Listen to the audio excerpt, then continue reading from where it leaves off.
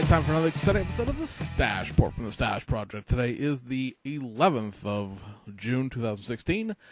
Short video. Got a few kit announcements to make. Only 2 kits came out this week, although I think both of them are cool for different reasons. And other than that, it's going to be, like I said, a short one here. So on the kit announcement side of things, another kit has been added to the June release schedule for round 2, and that is going to be an AMT boxing of the Lindbergh 1964 Plymouth Belvedere Richard Petty NASCAR kit. So as you see this thing float around and see it in AMT box art, know that this is the 1990s Lindbergh kit. This is not a new tool from AMT. This is not, any sort of, anything like that. This is the 64 Plymouth Belvedere NASCAR kit that Lindbergh did. I want to say it was 94, 95, somewhere in there when they did the 64 Fords as well. We talked about this in the past with the whole Lawman dragster thing they're doing, where the tooling for the 64 Dodge and the 64 Plymouth are separate because the Dodge always was always a drag car, and the Plymouth was always a NASCAR type kit. So this will be a reissue of that Lindbergh kit, only it'll be under AMT box art. This will be something you see more often. I'm not exactly sure when the changeover happened or why necessarily, but AMT is going to be the box art front, if you will, for more and more of those modern tooled Lindbergh kits, the stuff that was done in the 1990s when they were up in Toledo at Craft House, and leaving the hopefully leaving the Lindbergh name attached to the old stuff. I don't know, that just kills Lindbergh at that point to me. I'm not exactly sure if I understand why, but I mean, I don't know when the last time the NASCAR kit was even out. So I know it's been quite a while. So for people who, missed that kit or are interested in the kit, it will be coming back out sometime, hopefully in June, but it may slide into July. You know how round 2 is. They're not specifically exact on these dates, but it is listed as June 2016. I'm trying to think. There's something else. I think they're going to redo the 61 Impala at some point in an AMT box art as well, and that, of course, is the old Lindbergh kit there as well. And then the other kit announcements we have are from Aoshima for July. These are in addition to the reboxing of certain things into that whole the model kit and the tuned model boxing. They're going to be reissuing the 1988 Lamborghini Countach. This is the one with the fuel injection, or the most recent Countach kit that came out last year. Reissuing Sakamoto's Suzuki Cappuccino. This is an initial D-Series kit. This is essentially the same as the Suzuki Cappuccino stock kit that just came out, except it has roll hoops, racing seat, and a front bumper cover, and it really is a bumper cover. It looks like it's a sort of a racing, bumper with sort of a splitter on it, but it legitimately goes over the stock bumper. You don't actually get a separate bumper. And then they're going to be reissuing the kit, Knight Rider Pontiac Firebird there for Season 1 and Season 4. They did a number of those. I think there's a Season 5 and a Season 2 and a Season 3 as well. But Season 1 and Season 4 are going to get reissued in July. On the decal front, it is reasonably quiet, I would say, in terms of our scale, if you want to call it that. Studio 27 is focusing this month mostly on 1/20th scale F1 type stuff. They're doing a brand new carbon fiber kit for the Williams FW13 for the 1/20th scale. They're going to be, it's either a new or reissuing a photo etch set for that as well.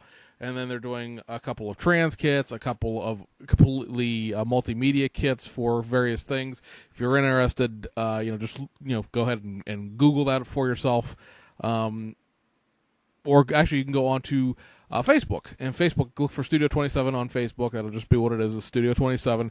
And they'll have a PDF. Well, not actually, there'll be pictures on Facebook. They're a PDF file for us. That go into the Japanese website side of things, but they'll have pictures of everything they're doing. Like I said, it's all reissues of trans kits and decals and everything. Almost every single thing is for 1/20th scale F1 cars. Rayjay's not doing anything this month. SK Decals is finally getting in the stuff that they were supposed to have in April, but that's the nature of the business for a small vendor like that, where things run late and then if there's any kind of corrections that need to be made, then you gotta go back and make them. So their BMAX Honda Civic decals are all in at this point. There is another set of SLS AMG decals they're doing for the Macau Grand Prix GT division. I believe it's the winner from last year, because the Macau race is like in November, so it's last year at this point. Doing another set of decals for the Honda Civic, the Honda Accord, the Tamiya Japanese Touring Car Championship kit from the 90s. And then, they're doing a set for the BMW 318i for the 93 Ghia race of Macau for the Watson's BMW, which, if it sounds familiar, is the kit that we just finished building. Except there's going to be a few things about this decal sheet that are different, and like I said in that video, we're going to get that sheet because we're going to build the practice version of the race version of the car that we built most recently. And then Shunko just reissued a whole bunch of stuff, which, of course, Shunko does mostly repops, if you will, of Tamiya decals, because so many Tamiya decals from the 90s are crap. It was not Tamiya's fault necessarily. It's just the nature of decals in the 90s. Most of Revell's decals from the 1990s are crap, too. And Shunko has pretty much made their bones on reissuing or redrawing and printing, for lack of a better term, those decals. And so a whole bunch of that stuff just came out. We got the Nippon Denso decals for that Corona Exciv that I showed. Actually, I didn't show that. Well, I got another Corona Exciv in. So sometime when we do another, acquisition video. Or did I? No, I just did it, didn't I? I can't. Here's a sign that you hoard. You don't remember what you've told people about. Okay. Well, at any rate, the kits this week that have been released. One is a reissue, and that is this. This is the last of the round 2 kits from May. Finally getting this in. This is the Pinto Pony Express, not what the original kit was called back then. This is a 79 Pinto station wagon. You can...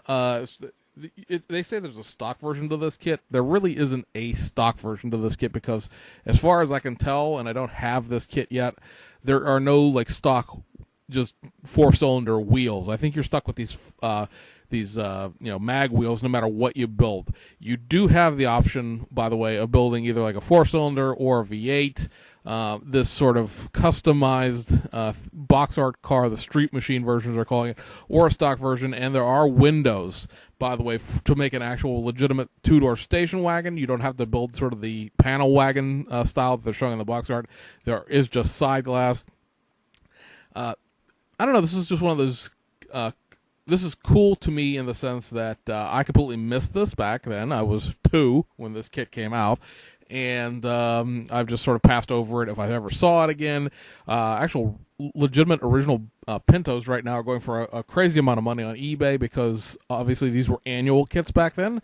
And a lot of people have griped about the fact that it's got the 79 front end on it, and they wish it had the older front end.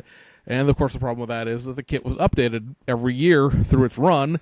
And they're the older front end from like the 77 and before. I may not exist anymore, so this is pretty much what you're stuck with if you want to pin a wagon. You might be able to, I'm not sure how much, I'm not up on my Pintos, I'm not exactly sure how much different the front end shape is, so if you could find like an old kit that has an older front end or front clip that you could put that on this or not, but be that as it may, this is back out. Really nothing new about it. It's just got an expanded decal sheet. The polyglass tires there, I believe that's what those are supposed to be, are pad printed, and it is molded in silver like it says on the box. The other release this week is the much more anticipated and much cooler for various other reasons, Ferrari FXXK. Finally, for those of us who bought our kits in Japan, we get to have them. I actually have paid for mine already, so it's just sitting over in my personal warehouse waiting on a few other kits that are coming out in this month, like the Sunny pickup truck and a couple of reissues from Aoshima. But this is a new tool kit, 154 parts, everything opens. I have heard from some people that have got theirs early, if you will, by buying them here in the United States. Bob Downey's actually got his built already. I think it's going to be in Scale Auto. That there's the typical front, gull wing door and engine hood, if you will, the engine cover, the rear engine cover, have the same sort of interference and workability issues that the Enzo and the FXXK and the LaFerrari have all had. So, it's just the nature of the way that, to me, as engineering these kits to have everything open. The parts are very thin. They're prone to, very, very minor warping, but that warping will show up when you try to finish the kit and align it. So always make sure, if you're building any of those 4 kits of the most recent cars, again, that's the Enzo, the FXX, the LaFerrari, and the FXXK, if you're building any of those cars, take a moment to test fit everything before you paint it and try to get it assembled, so that you can get everything, shimmed up and square before you put it together. Just basic building skill-based sort of thing there. You should really be test fitting everything anyway, but it really comes into play on these kits where they're, everything opens. There's also a detail up parts photo etch set here. A lot of grills and radiator covers and things like that. There are no disc brake covers or anything like that on here for a change. But, it's going to cover all of your most obvious openings, if you will, all of the cooling openings, all of the brake duct openings, and like I said, the top left there are radiators. And then this is the detail up part set for the carbon fiber. So most of the carbon fiber on this kit belongs in 2 places, the engine bay and the interior. There's some for the front splitter, and they give you sort of that big band down there at the bottom is just a big sheet of, not a big sheet, it's about the size of a sanding stick, if you will. As far as the width of it, it's not quite as wide or as long. It's just blank sort of carbon fiber weave. So if you screw up a decal or you want to add some carbon fiber decal, they give you a little extra spare amount there. But most of the carbon fiber from the mid part of the sheet up to the top is for the engine compartment. From the mid part down is all interior. And like I said, there's some front splitter action going on there and stuff like that. But most of the carbon fiber will go in your engine compartment and in your interior. And that, at the moment, would be really all we have to talk about this week. So like I said, it's a short video. 2 cool kits for different reasons out this week. And we expect, of course, next week and the week after will be, most of everything this month is... This is sort of the modified reissue month, if you will. If you remember May, there were only really... ended up being, 3 kits that were different. The BMX F1 car was a modified reissue. Of course, the Ebro F1 car that came out was a new tool. And then what am I trying to think of here? What was the other modified tooling that came out? And I can't think of what it was.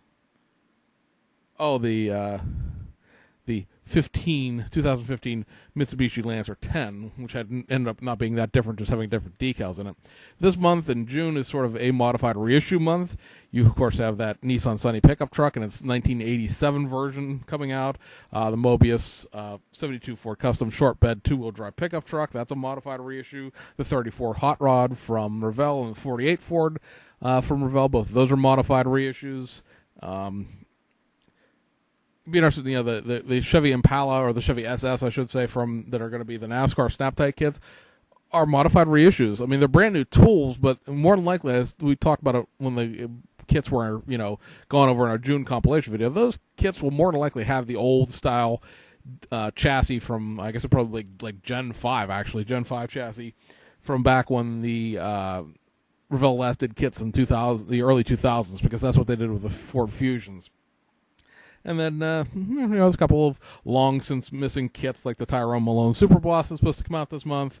And then everything else after that's reissues. But there's still some cool stuff to come out this month. And like I said, it is mostly a modified reissue month. So there are some things we'll be talking about more in depth than just sort of whizzing by them like we do with like the Fujimi reissues, where it's like, oh, well, this is here and that's here and this, you guys have been around long enough. You know what we spend time on, what we don't. So anyway, guys, hope you have enjoyed your weekend. By the time, these videos tend to always seem to go up on Sundays, but instead of Fridays anymore. But hopefully by the time you guys see this and the time we go back to work here in Pittsburgh, things did not work out for us on Thursday as far as our hockey team goes. So hopefully Sunday night there will be the next game, and hopefully by the time Monday morning rolls around, we will be the champions of the world. Or we'll bring it back to Pittsburgh and play one more game and sit on the edge of our seats. So my minor sports chat for the week here. So anyway, guys, we'll see you on the other side.